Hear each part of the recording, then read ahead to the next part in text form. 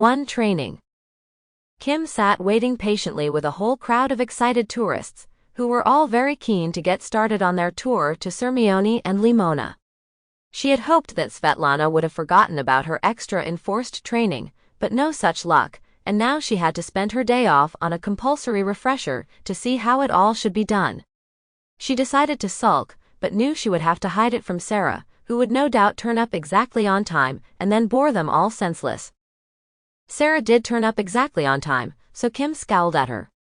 Sarah ignored her, the whole point being that Kim would just sit and watch and behave as any tourist would. And, it was hoped, learn by example. "Good morning, everyone, and buongiorno to you all," Sarah cried with the enthusiasm of a deranged maniac. "My name is Sarah, and I'm your Tomlinson guide for today, and today we're all going to have a super time traveling to Sirmione, and then on to Limona, both truly fascinating destinations around this most famous of all the Italian lakes." Well, I could have said that, thought Kim grumpily.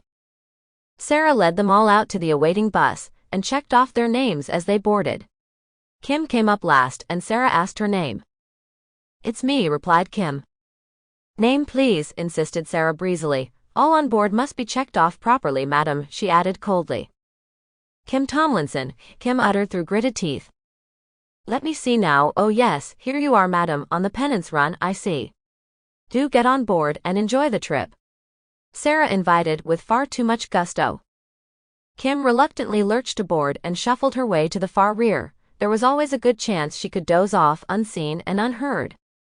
The coach engine spluttered into life, and Sarah started her spiel, with a surprising amount of energy and verve, nothing like the creature that usually inhabits the ranch. After some time, Kim had to admit that she was interesting, a discovery that annoyed her even more intensely than confirmation of her tedium would have been.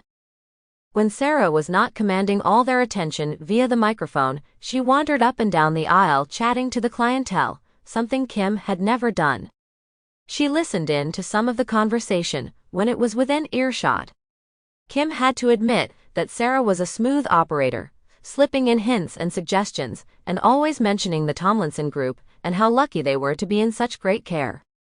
Total reassurance to the point of exasperation, thought Kim. Just hate her even more now, really sick of this already, and it's only 10:30. Hours more to go yet until she gets parole. And with Sarah patrolling up and down the aisle in such a dutiful fervor, there was no chance of a surreptitious snooze. What a ratbag! Kim finally sat back and began to enjoy the journey, and to relish the fabulous views gliding past. Sample complete.